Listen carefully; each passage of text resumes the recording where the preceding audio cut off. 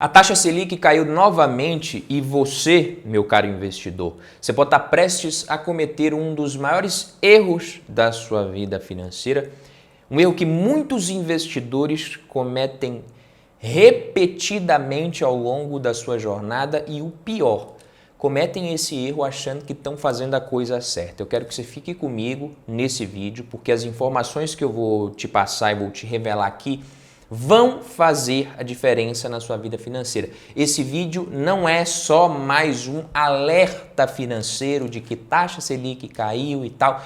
Isso daqui pode ser um verdadeiro salva-vidas para a sua carteira de investimentos. Diante de todas essas notícias de mercado financeiro, é taxa Selic que sobe, taxa Selic que cai, etc.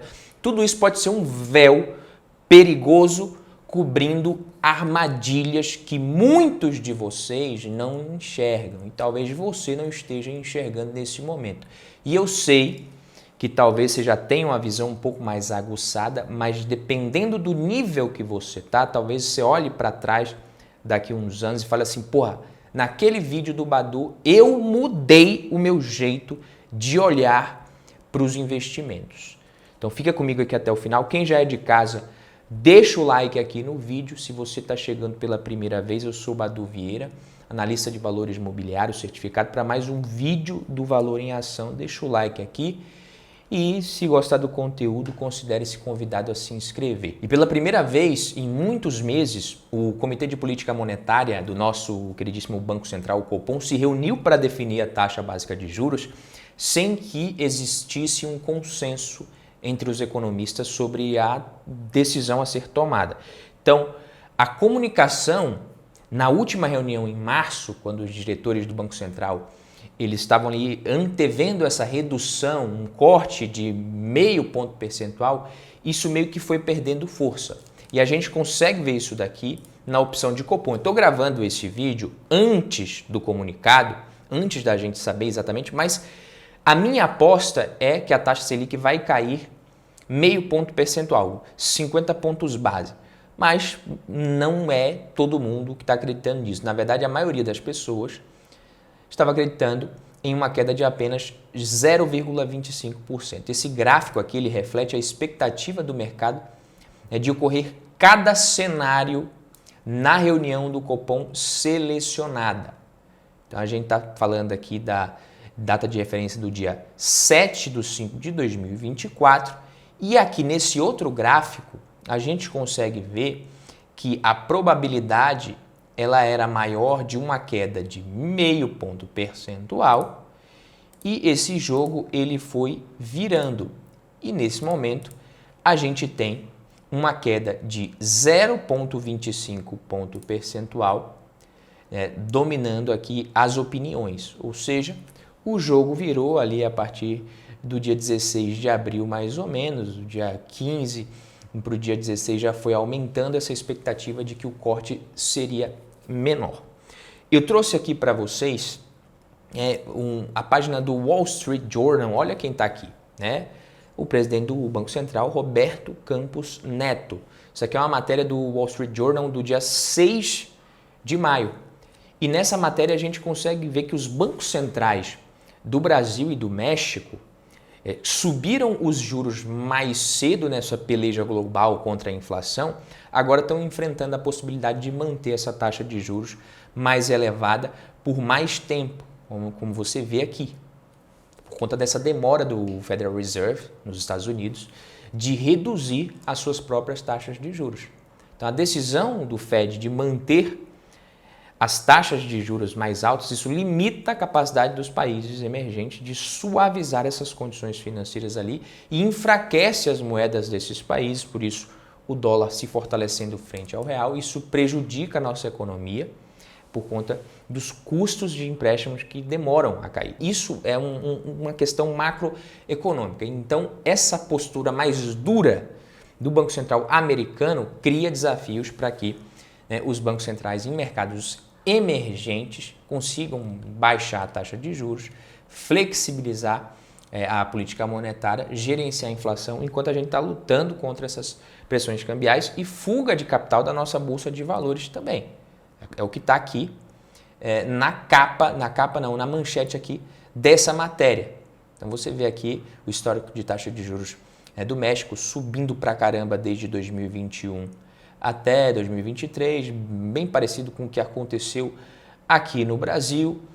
Então a gente tem esse cenário hoje, né? Que quando o Banco Central americano ele mantém esses juros mais altos, você tem menos incentivo para que investidores corram riscos em mercados emergentes buscando retornos mais seguros ali justamente no território americano, que é a moeda mais forte do mundo. Isso faz o quê? Faz com que a gente tenha saída de capital desses mercados, aumentando a volatilidade e depreciando as moedas, como o nosso real. Esse movimento complica o cenário para o Banco Central brasileiro, que precisa justamente balancear tudo isso, essas influências externas, para definir a política monetária também. Por isso que eu falo, a taxa Selic caiu no momento que você vai estar vendo esse vídeo. A gente já vai saber para quanto, vai estar no título dele. Eu acredito num corte ainda de 0,5 ponto percentual. E quando é que a gente vai ver talvez a economia dos Estados Unidos desacelerando para que a gente consiga aí sim flexibilizar com mais facilidade essa política. Outra matéria aqui bem recente, do dia 4, no Wall Street Journal, a gente vê que a economia dos Estados Unidos, apesar dos pesares, já começa a mostrar sinais de desaceleração, especialmente no setor de serviços, que vinha sendo um dos mais aquecidos.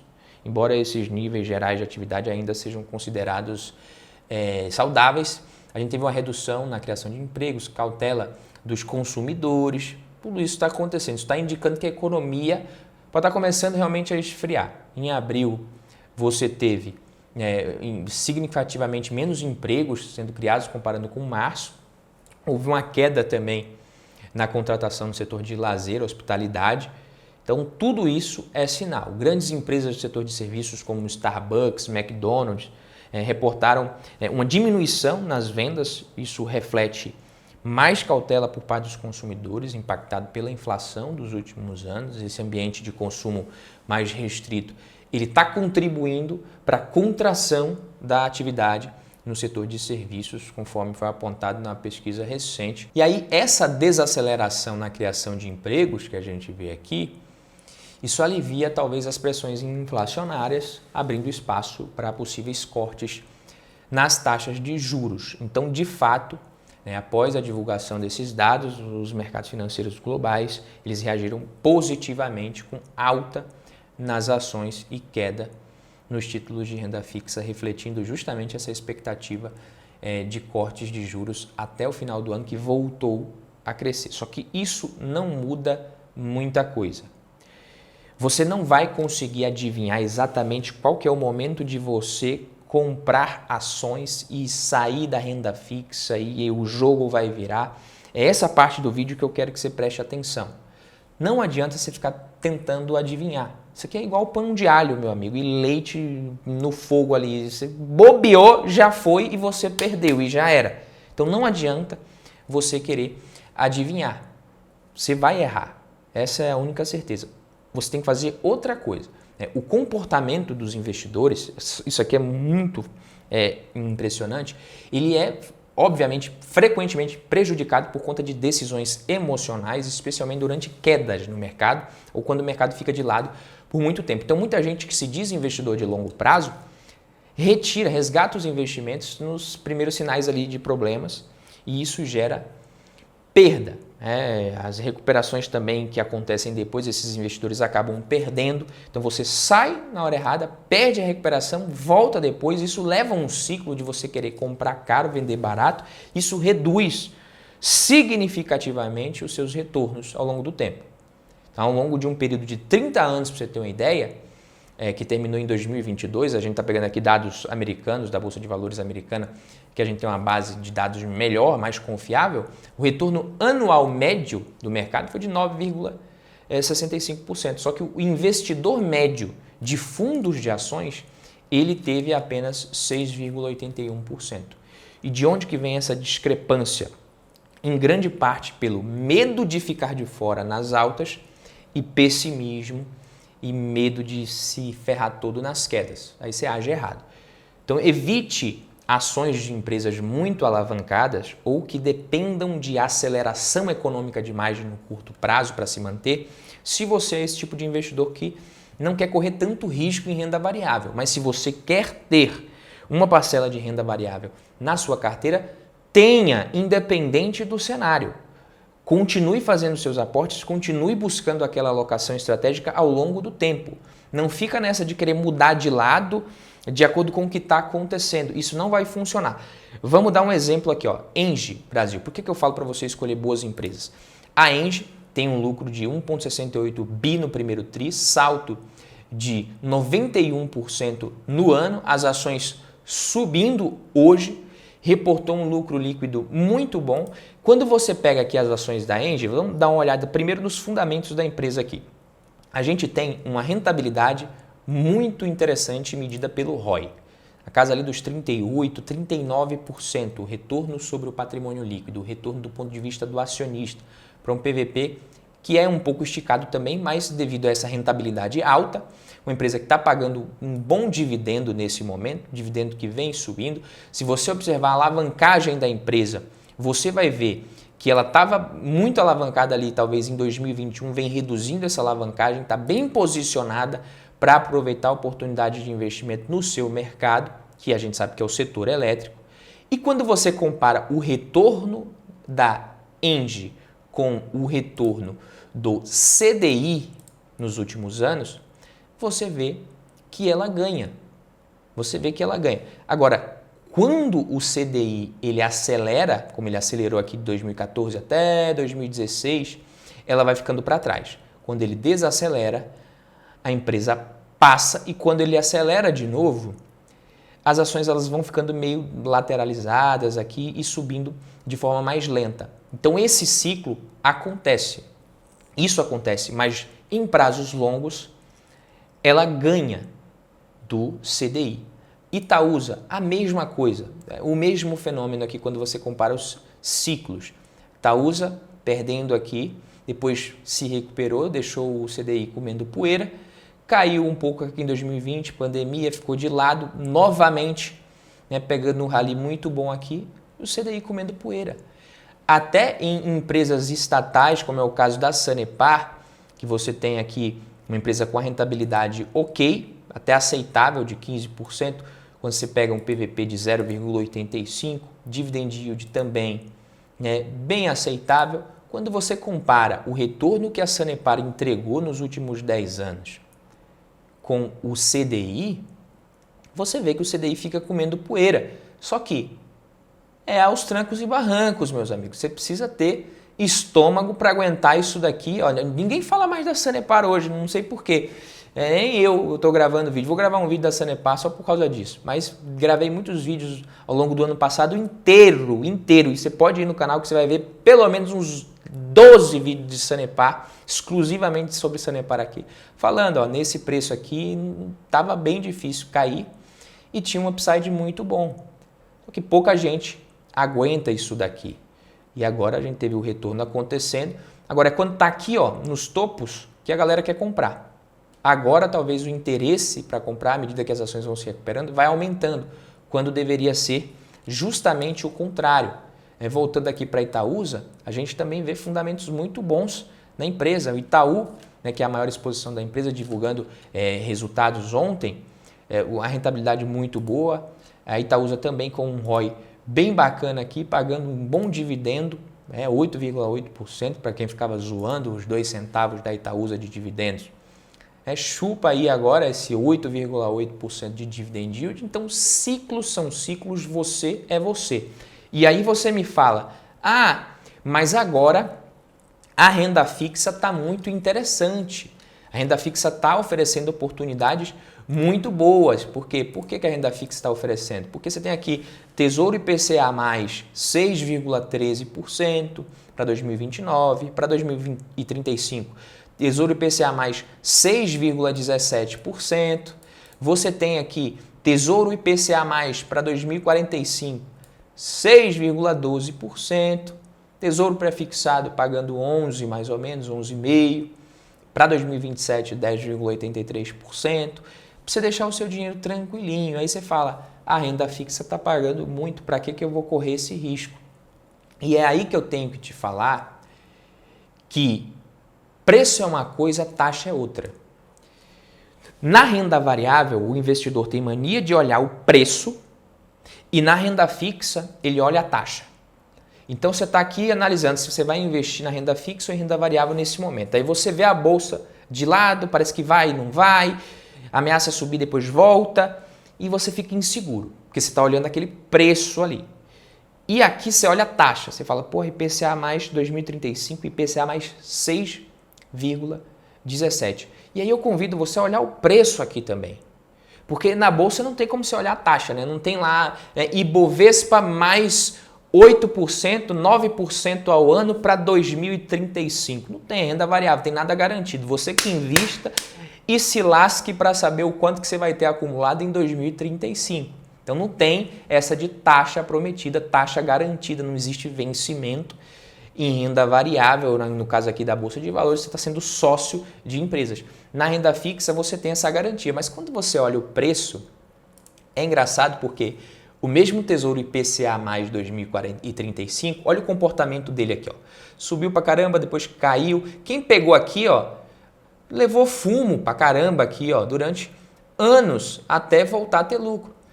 Começou a subir de novo aqui em 2015, 16, subiu forte até 2019, 2020, veio a pandemia, caiu, depois se recuperou até 2021.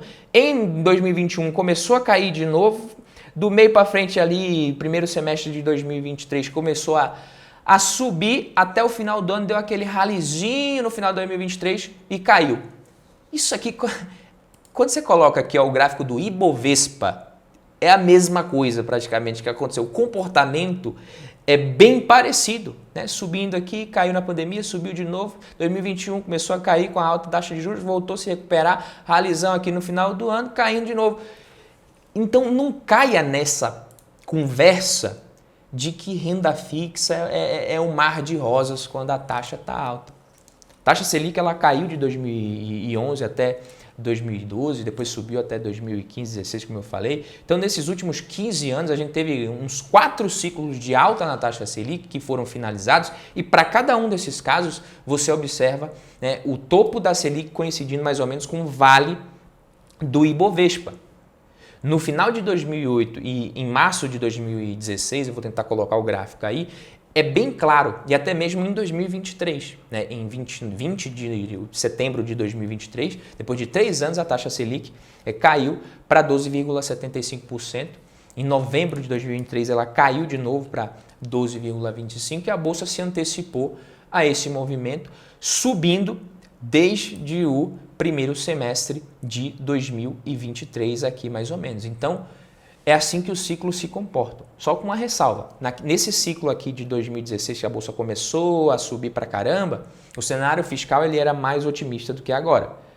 Agora a gente tem um cenário fiscal, em termos de expectativa do fiscal aqui no Brasil, um cenário um pouquinho pior do que o que a gente tinha ali, porque a expectativa era de que o governo tivesse uma postura né, mais segura com relação ao fiscal, não é o que a gente está vendo agora.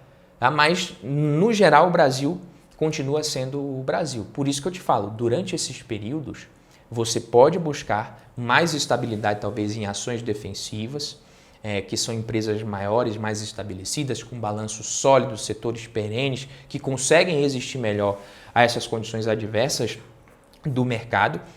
Tá? Companhias que conseguem gerar caixa, porque elas oferecem produtos e serviços essenciais e continuam tendo essa demanda, mesmo quando a economia está meio de lado, estagnada. Isso permite que essas empresas não apenas sobrevivam durante essas crises, esses momentos, mas continuem pagando dividendos aos acionistas. Mas não caia nesse papo de que renda fixa é a oitava maravilha do mundo. Essas empresas elas têm capacidade de gerar caixa. E são menos vulneráveis, como eu disse, a flutuações econômicas. E por isso você alocar uma parte do seu portfólio em ações defensivas pode, e é uma estratégia prudente se você tem prazo e perfil. Não caia nesse discurso ingênuo de que a renda fixa é a última bolacha do pacote quando os juros estão altos. Se o seu objetivo é de longo prazo, Porra, eu prefiro pegar essa volatilidade toda aqui em renda variável e ver o que é que vai dar em 2035, 2040, do que ficar travando o meu retorno em IPCA mais 6%, tá? Eu prefiro porque eu quero esse prêmio. E como eu disse, para de ficar comparando taxa de renda fixa com preço em renda variável, que isso é balela. Fico por aqui, o vídeo de hoje foi esse. Se você gostou, deixa o like, a gente se vê na próxima. Tamo junto, valeu!